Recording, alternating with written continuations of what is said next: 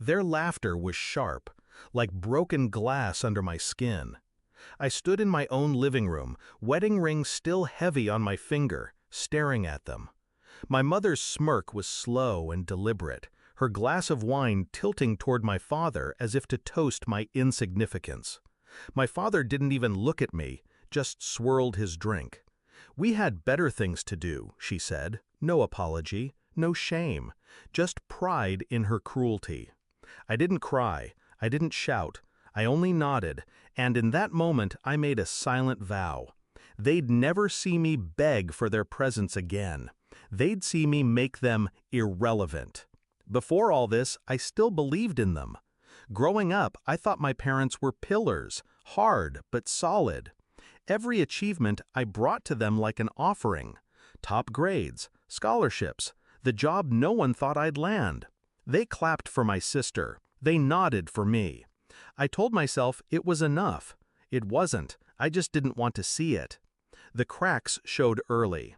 Every birthday, they forgot mine but remembered hers weeks in advance.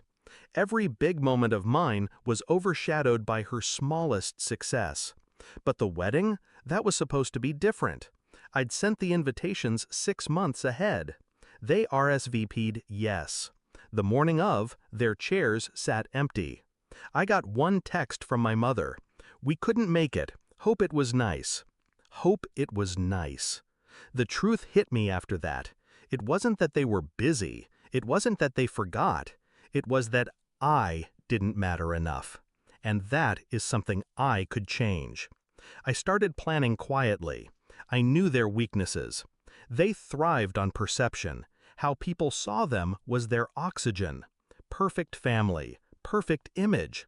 Their golden daughter. So I became a shadow in their lives. I stopped calling, stopped visiting. If they wanted updates, they'd have to get them secondhand. In the meantime, I built my life into something they couldn't touch. A new job in a different city. A circle of friends they didn't know. Financial independence so complete I could disappear without warning. I invested, saved, diversified. Every move calculated. Every resource hidden from them. Then I waited. And it didn't take long. Last month I got the call. My father's voice suddenly soft. They wanted to reconnect. They'd heard I was doing well. They wanted to visit. Of course, I agreed, smiling to myself. The day they arrived, I set the stage. Wine chilled, dinner prepared, everything spotless, elegant, the kind of home they brag about at their dinner parties. We ate, we laughed. Well, they did. I let them talk about themselves, let them believe they were back in control. Then I pulled out the wedding album. "Thought you might like to see what you missed," I said. Page after page, me in white, surrounded by people who actually showed up. Their chairs, empty in the background. The toasts they weren't there to hear. They grew quieter with each turn of the page. Then I told them. "I've updated my will." Pause. "Everything I own, every investment, every asset, goes to people who actually stood by me." My mother blinked. My father's jaw tightened. I leaned back.